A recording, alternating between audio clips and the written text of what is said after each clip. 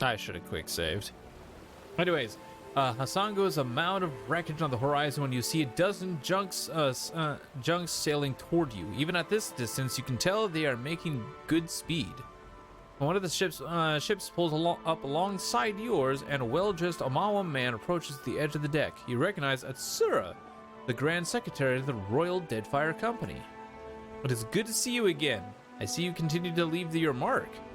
He gazes toward Hasango with a peculiar smile. The Adra beacon, visible even here, shines brightly. Though it surprises me that you are still a stranger to many in Nekataka, I suspect that will soon change. I mean, it's a pleasure to see you again. Commanders do much credit. I wanted to extend thanks to the Royal Deadfire Company for what you have done here. He raises one hand towards the Adra beacon. You've restored a valuable asset, whether or not that was your intention. The others at the palace will want to hear of this, no doubt, and you may as well take credit while the deed is fresh.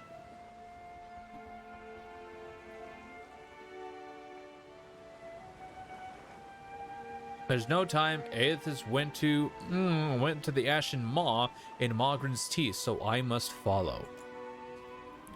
It's as though a cold wind has blown over the deck. Oh god, more quests for Nekataka. Yep. We're going back to Nekataka, and we're gonna spend probably the rest of the stream there. Oh god. Anyways, it's as though a cold wind has blown over the deck at the mention of Mogren's teeth. The Rautian sailors stare at you in shock and horror. Those who are not frozen with their mouths agape are whispering fearfully amongst themselves. Atsura silences them with an unreadable glare. He turns back to you with a brittle smile that does not reach his eyes. Forgive my compatriots, Mogren's teeth is a volcanic chain along the northeastern edge of Deadfire. It is also among the most treacherous places in the archipelago. And the waters around it are patrolled by giants said to be born of Mogren's own volcanoes. Even our well-armed ships do not venture there. But I respect Queen Onakaza could direct you to Ashen Maw. If you are set on going there, all the more reason to visit her palace. Jeez, excuse me, chat. Sorry. Hiccups. Anyways, at any rate, I have much to attend to, and it seems you do as well. Clear skies, Captain Zircon.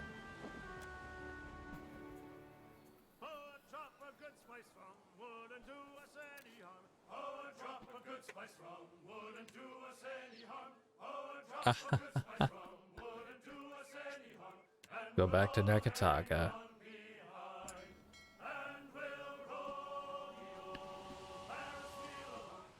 At least it doesn't look like that long of a trip.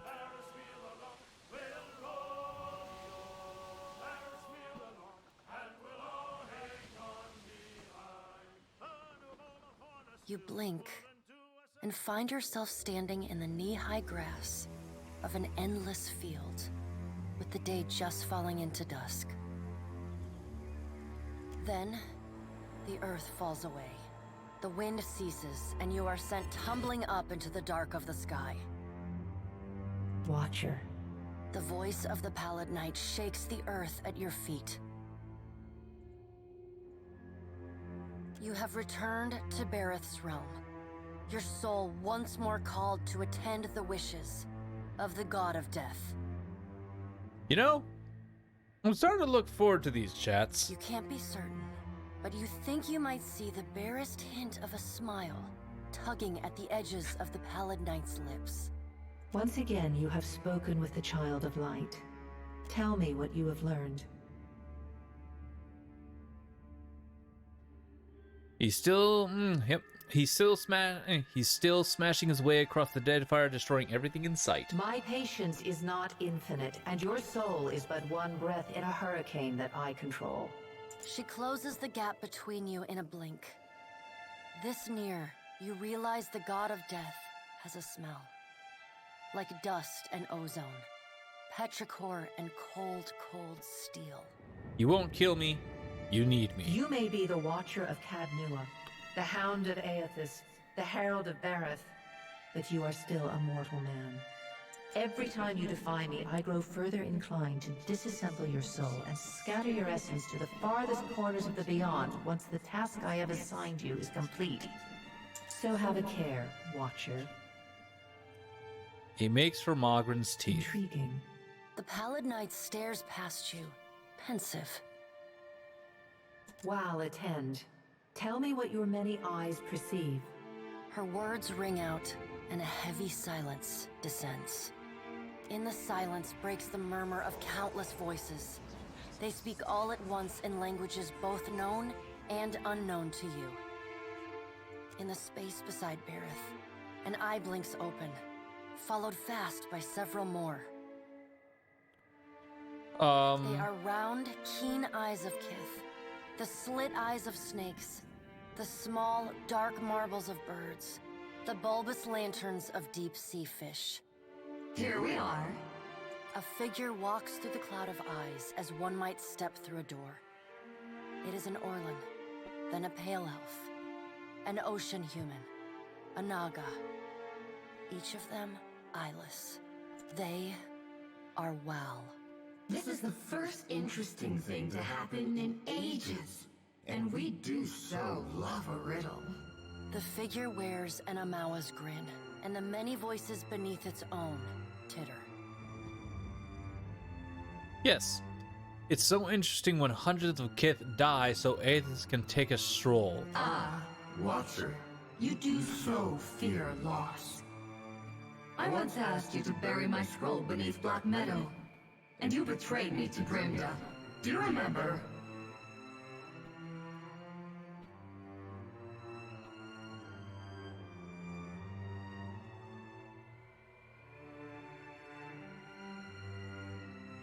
Some things must be lost to be found again. But you have never believed that, have you? Let me remind you.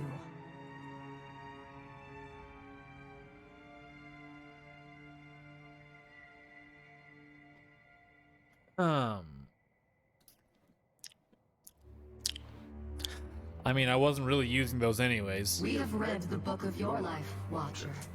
It is heavy with the weight of your choices, and its pages are not unmarred by the blood of others. You read, but on a smaller scale. We see between the strings of the world, and Aethys is there, strumming them like a lute. His tongue is still, yet he sings of a coming joy. What tune he plays, we do not know. It is complex, ever-shifting. One moment vibrating in harmony, the next in discord. A man strides through the door to Bareth's realm. Behind him lope wolves with lolling tongues, and jungle cats whose long tails twitch with every step. Yeah, I'm gonna scatter your items that, thanks, they were cluttering up my inventory. Yeah, she did me a favor. Galawain, the changeling, arrives, and he brings with him the wild heart of Aora's untamed places. Fast on Galawain's heels, a small wave of seawater washes across the tiles. It pours off the edge of the platform and cascades down into the beyond.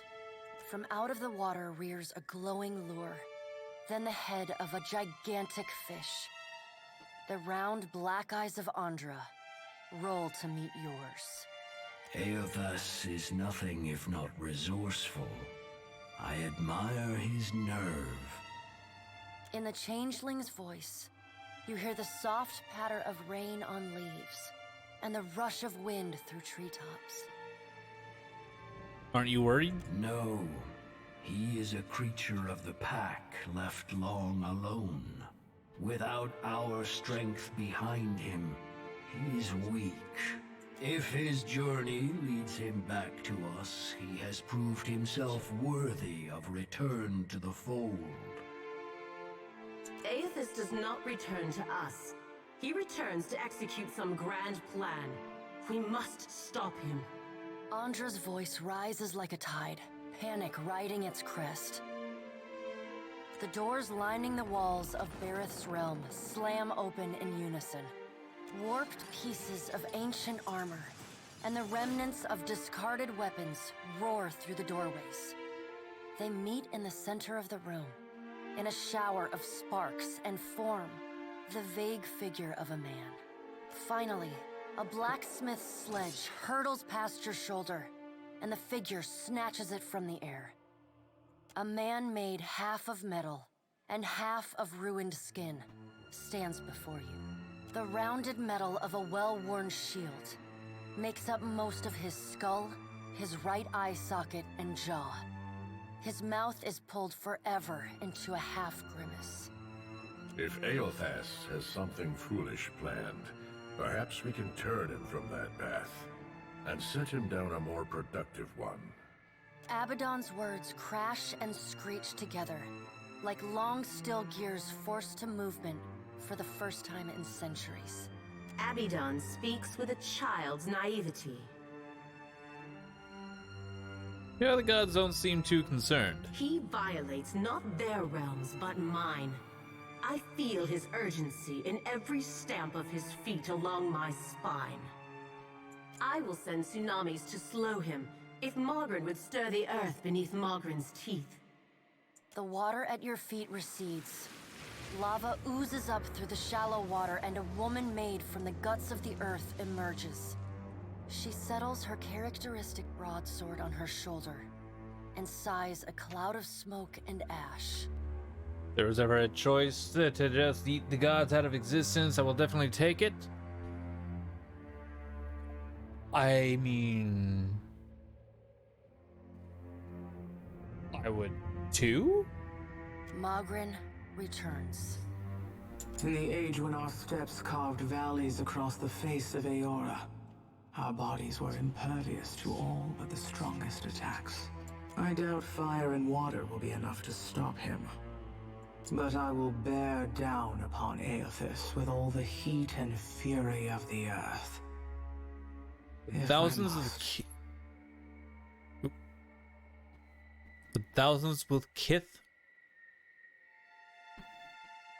No, but thousands of Kith will die. The death of thousands now could prevent the death of millions later. But you don't know if you'll save millions. You might kill thousands or nothing. Dark, inky tears fall from Andra's eyes. Sacrifices of the few protect the futures of the many. You cannot let your petty mortal feelings blind you to the urgency of the dilemma Eothas has thrust upon us.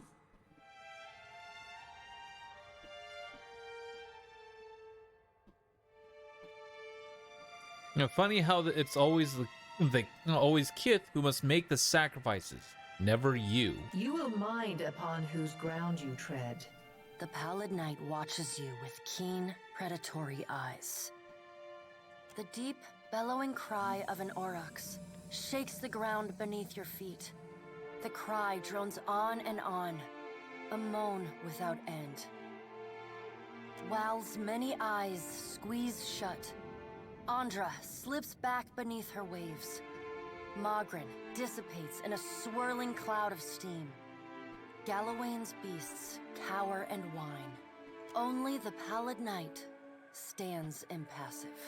My end comes to all things in time. Should Eothas care to hasten the inevitable, I welcome his efforts.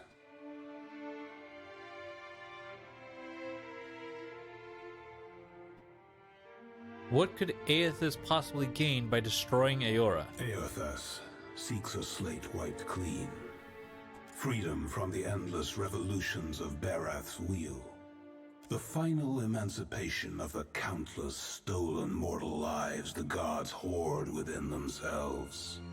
The Child of Light will not choose the hour of my death. Mogren tests the edge of her broadsword with a smoldering finger. He sows chaos in his longing for a radiant dawn. So much will be lost in the cacophony of fear his actions inspire. The crack of thunder rends the air. The gods fall silent. We can wait no longer to act. Speak with him, Watcher. Discover what it is he plans. It's not like I have a To choice. live is a choice, and you yet draw breath. Drink deep of the air, Watcher. We have work yet to do. The warmth of the pallid night's breath blows soft on the back of your neck, though she stands nowhere near you. Water begins to creep across the floor. It swells, runs swiftly, and catches at your ankles. You scrabble at the tiles, but it's no use. The current's pull drags you off the edge of Bareth's realm and into the fathomless beyond. You splash down in water so dark you can't see the bottom. Then, the water recedes, gone like a dream upon waking. The hard wood of your cabin's floor presses against your spine. The gods are gone, but you remain.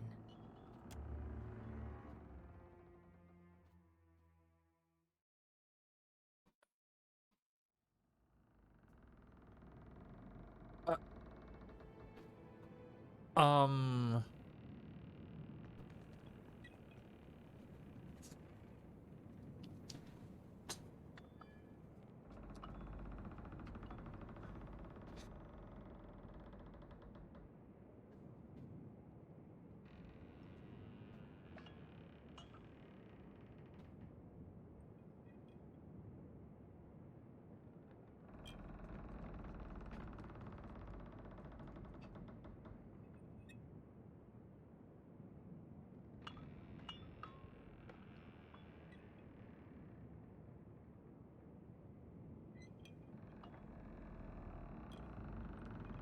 Um.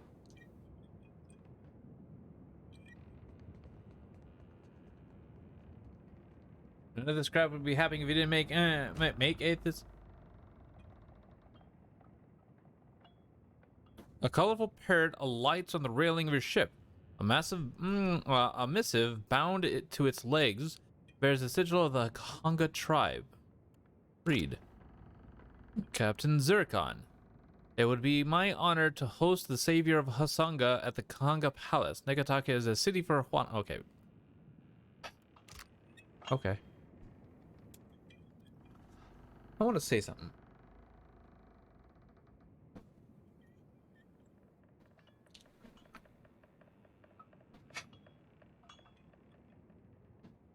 What was the point of that?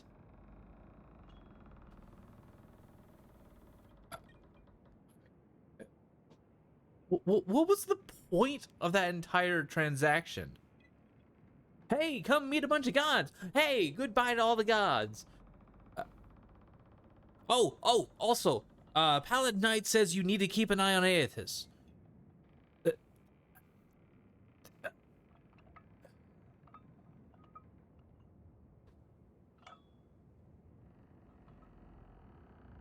What?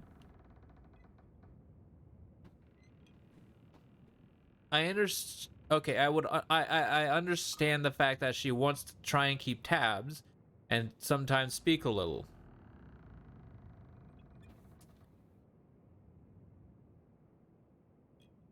Apparently to show how lazy, petty, and aggravating the gods are.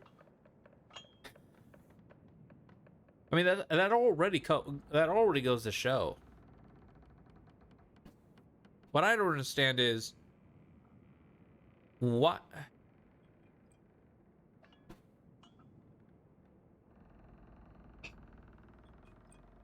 What I don't understand is why did it bring the other gods in?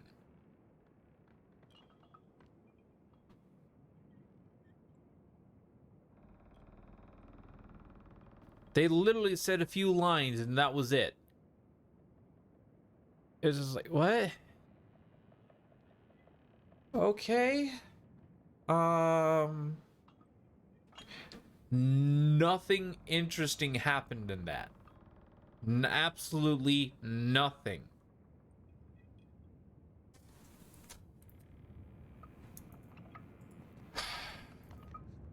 Yeah? Tell me what's on your mind. You need me, I'll be too... I'll see to it.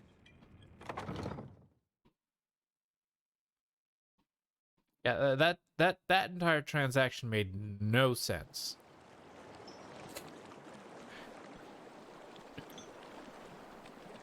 The talk with Aethys was of more substance. Yes. That was one of the like what he did is one of the things I don't really like in storytelling, but he had more substance than that entire conversation combined. Like what? Clearing her throat once, and then again, Maya raises her eyes to yours when you glance over. Oh, you wanted something, Captain? Something on your mind? You could say that. Been trying to say that it's a pity you're already accounted for, Captain. You're halfway towards being a decent catch. Forget I said anything. It's not important.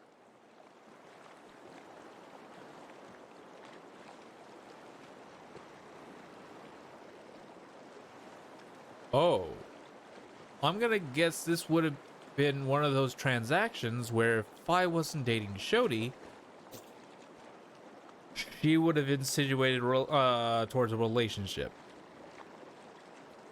Down, Maya, down. Got some questions. Got some answers. That's what I'm gonna guess. But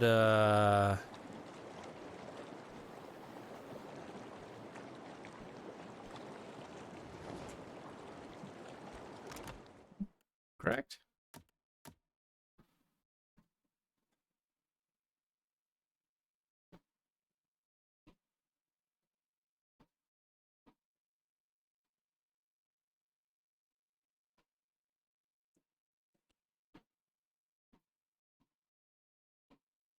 Huh.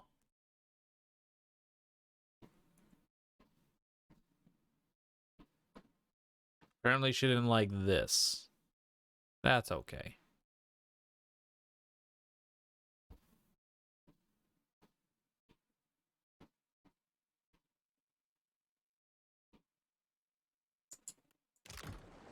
In all honesty, though, I don't think I would have started a relationship with her anyways. There's way too much about her that is like, I don't know about you.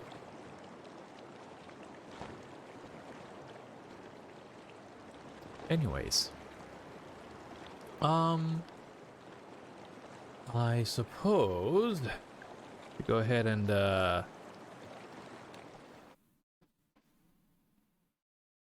get going. You know what? No. You know what? No. I'm gonna test something. I'm gonna sign something.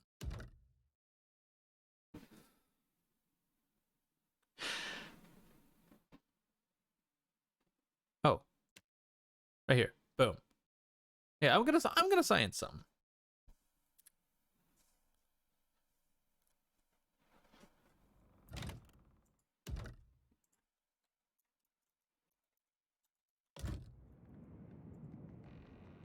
Yeah? Tell me what's on your mind. Think carefully before you speak. I know I can.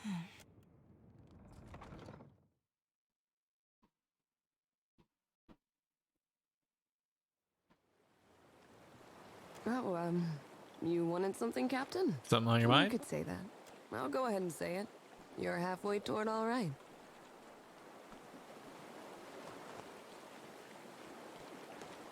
You're not too shabby yourself. Oh, I know. But it's kind of you to say. Have you ever... Dumb question, but here I go anyway. You ever gotten close to someone, even though it just wasn't... ordinary?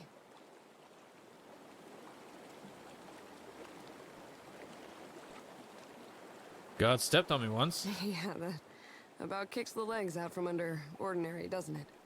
What I'm talking about is a scenario where a difference in rank can get in the way of enjoying shore leave. Ah, you mean tryst between captain and crew? Yeah, that about covers it. I'm just testing the direction of the wind here. Best not to overthink it.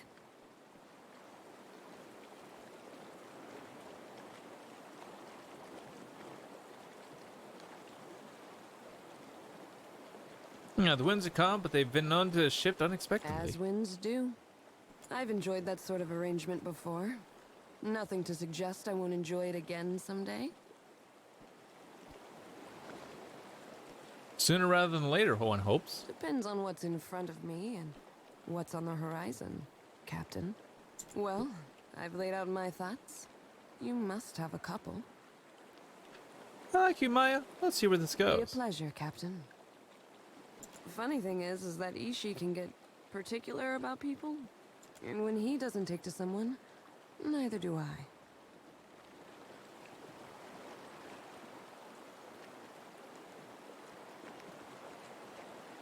What exactly does Ishii look for in a special friend? I'm sure he'd tell you if you asked nicely. Not everyone's a bird lover. That's fine. Some days I can't stand another second of Captain Stinkfeathers. But Ishii and I are never parted for longer than a few breaths. Take that however you will.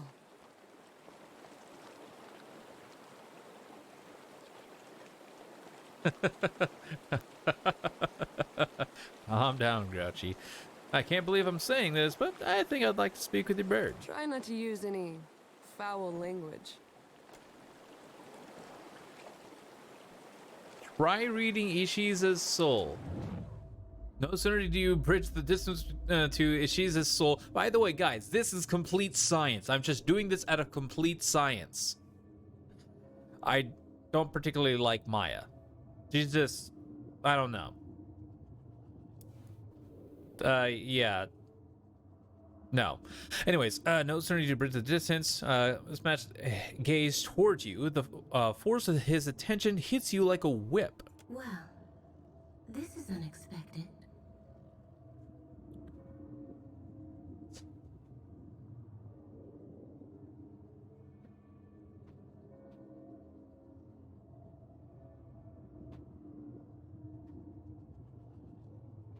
First, Andra, Hylia?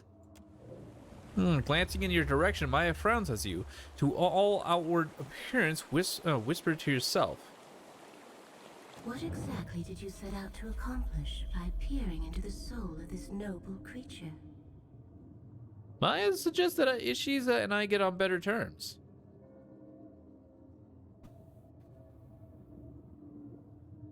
No, I thought that if I got the bird to like me, then Maya would like me. I see. You should already know better than to trust everything Maya has to say. The prospect of sharing her company. I can tell from here that it intrigues. Far be it from me to judge affection. Better that it bloom or wilt uninterrupted. While the Deadfire is being cut, cauterized, and trampled, it is charming to find someone who makes time for such elaborate foreplay. What's your take on Maya? Upon catching her name being spoken, Maya furrows her brow and glances your way again. She seems on the verge of speaking up, but then shakes her head and resumes her business. Do you often turn to birds for relationship advice? Really? I sense that Maya does not easily allow others into her confidence. She is observing you closer than you might guess. She has much on her mind. This may all be a whimsical diversion. That, or she is softening you up for the red work of her masters. But I kind of you figured that. already know about that. That she's an assassin? Such a heartless word for an occupation which takes great skill to practice well. Ah, I babble. What does the goddess of creativity know of kith courtship? Any advice that could help me out here? I can say for certain that this is a very hungry, overworked, and at times underappreciated bird. He and Maya share that much in common, at least. Beyond that, I leave the rest up to you. I answered your question, now you answer mine. What are you doing in Ishiza's soul? Observing. The one you call Ishiza makes for a convenient lens into your travels. Try not to take it too personally. I guess we're finished for now. Good luck in your mating ritual, Watcher. That was a good bird. Letting out a pitch wobble, Ishiza tucks his beak in among his wing feathers. You take this to mean that he is a very good bird. That'll be all. Carry on, I bird. hope that was as amusing for you as it was for me. Yeah, I had some questions. I've got some answers. Just out of curiosity, what does Ishiza like to eat? Trying to get on his good side, are you? He's developed a taste for shark meat since we arrived at the Deadfire. Going back to the Rawatine diet will be hard on us both. I'll give you two lovebirds some room to chat. Try to feed Ishiza. You open your pack, Ishiza hops closer, cranking his head back. There.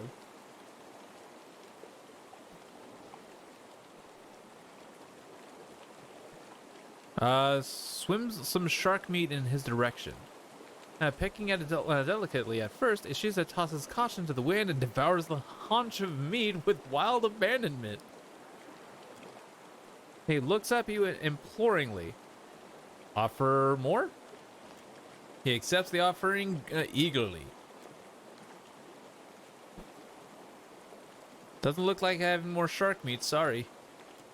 Casavella Ishiza hops away and focuses his attention elsewhere. I've never seen him so forlorn.